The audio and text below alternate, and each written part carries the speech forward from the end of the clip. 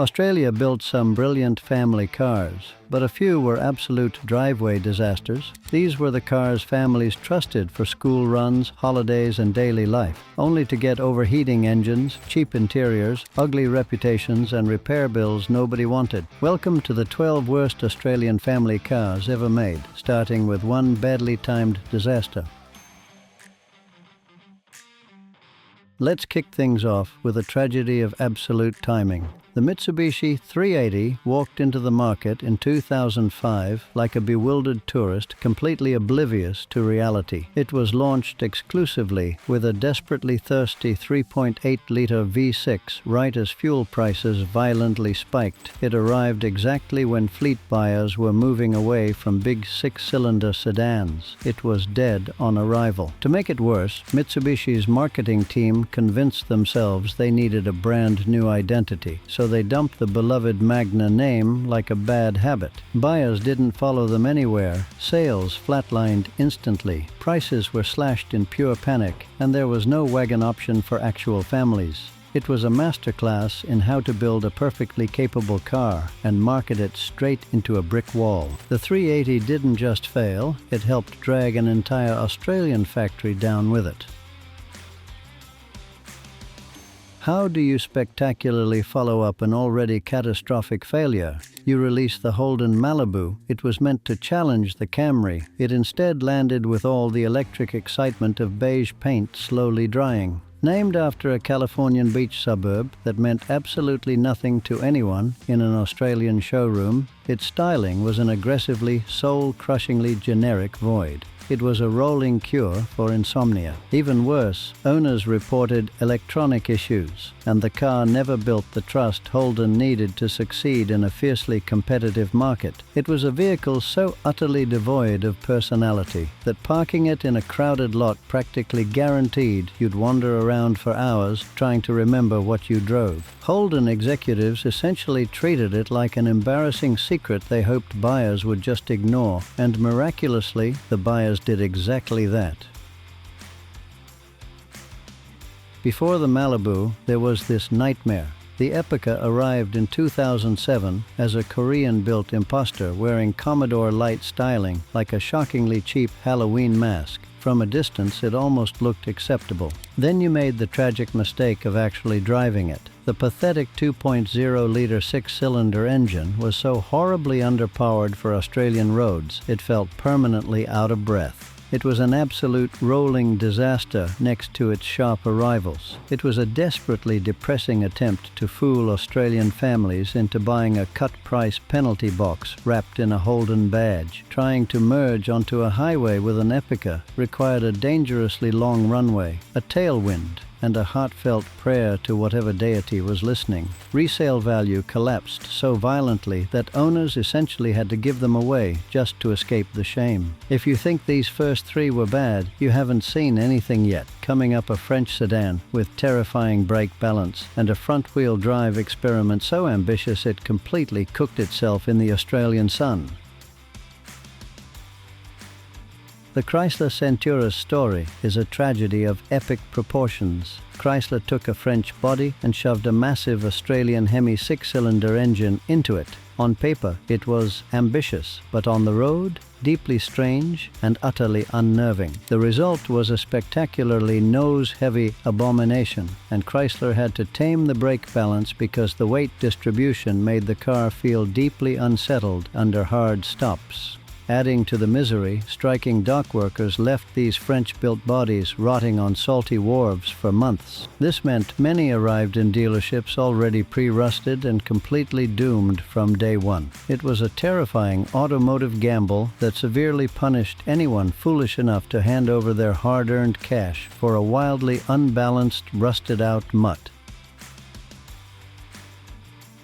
The Austin Kimberley arrived in 1970 with breathtaking ambition, sporting a transverse front-wheel drive layout nobody else dared touch. Early reviews glowed until the terrifying reality set in. The cooling system struggled badly in Australian conditions, and once overheating and head gasket stories spread, the Kimberley's reputation collapsed. You practically needed to keep a portable mechanic and a massive jug of coolant in the passenger seat just to confidently make it to the local grocery store. It was a heartbreaking mix of brilliant, forward-thinking architecture and utterly catastrophic thermal management that doomed the car instantly. Sales plummeted as the public realized it was essentially a rolling oven, turning a genuinely clever engineering concept into one of the most painfully frustrating family cars of its era. And it gets uglier from here. Next is a British family car built on yesterday's engineering, a cheap Holden-badged Daewoo, and a Falcon that looked like the future until the head gaskets started saying otherwise. The XK Falcon looked like a sharp, modern American dream when it hit the scene, but underneath it was a shockingly fragile nightmare. Ford, in a moment of sheer corporate hubris, did essentially zero local testing. Its early front end and suspension components simply weren't tough enough for Australian roads.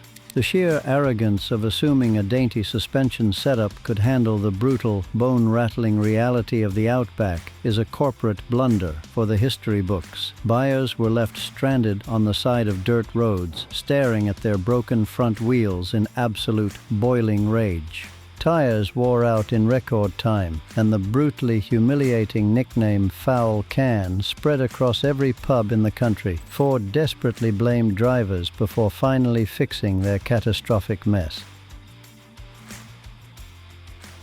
Like a rancid smell carried on a blistering northerly wind, British Leyland spectacularly failed with the Marina. Marketed as simple family transport, this rolling fossil was a crushing disappointment. It was built on old Morris Minor-era thinking, with front suspension problems that felt outdated before the car even reached buyers. It drove with all the athletic grace of a heavily sedated hippopotamus on roller skates, making the simple act of navigating a roundabout a terrifying exercise in blind faith. While Holden and Ford offered rugged durability, the Marina offered the miserable thrill of wondering which crucial component would snap next. Mechanics adored the Marina only because it practically lived in their workshops on a permanent basis. It was a completely outdated disaster the exact moment it hit the docks. Up next is a cheap Holden-badged Daewoo, a futuristic Falcon with nightmare reliability, and three cars so infamous they became warnings, punchlines, or both.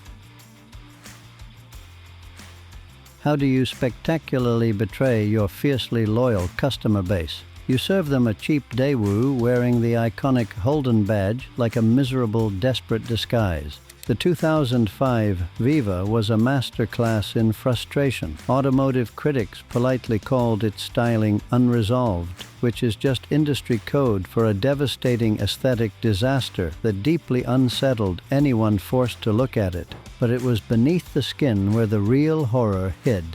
Owners reported electrical issues, limp mode problems, transmission faults, throttle body issues, and constant timing belt headaches. Selling a car purely on blind brand trust is a dirty trick, and the Viva left a bitter, sour taste in the mouths of thousands of devastated Holden loyalists. It was a thoroughly depressing budget car that quietly disappeared in absolute disgrace.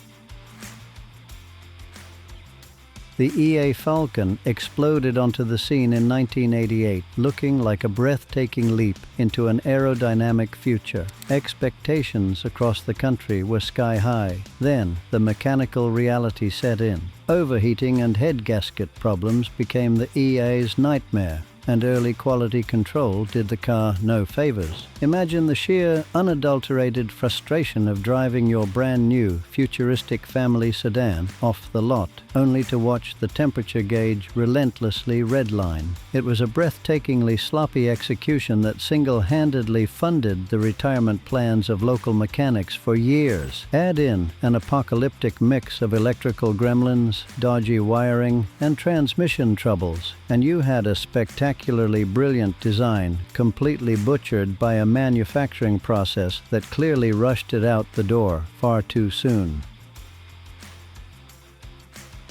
British Leyland, already an absolute laughingstock, decided to assault Australia with a car developed on a shoestring $20 million budget. The P76 was genuinely clever underneath, but the execution was an unmitigated, spectacular disaster. It hit the streets instantly, bursting with infuriating flaws. Window seals relentlessly leaked, carpets detached in pure surrender, and the six-cylinder engines blew head gaskets with depressing regularity. The P76 was a catastrophic wedge, looking like a botched, unholy fusion of a brick and a torpedo. The incredibly bizarre truth: the factory workers who built it actually threw a massive party to celebrate its death. It was an embarrassing corporate bloodbath, and its failure became tied to the collapse of Leyland's Australian operation and the end of Zetland. The Holden Cruze should have been Holden's heroic, reliable savior for the next decade. Instead, it devolved into Australia's most humiliating running joke. It was an absolute mechanical disaster. The 1.8-liter engine suffered terrifying oil leaks and oil cooler cracks that contaminated the entire coolant system, turning a supposedly bulletproof daily commuter into a miserable game of mechanical Russian roulette. Dealership service centers were completely swamped by furious owners demanding to know why their modern car was constantly breaking down on the highway. Used car warnings became brutal, and the Cruze became one of the Holden's buyers were told to approach with extreme caution. It was a masterclass in how to completely obliterate a brand's reputation overnight, transforming immense promise into overwhelming regret. The undisputed, terrifying king of Australian automotive horror, the Holden Camira was supposed to be the brilliant, clever front-wheel drive future. Instead, it became shorthand for everything that could possibly go wrong on four wheels. Early Camiras became notorious for overheating, oil leaks, poor sealing, water leaks, rust, and mechanical failures that destroyed the car's reputation almost immediately. The body sealant actively shrank, letting water flood the cabin and aggressively rot the floors of cars that were barely paid off.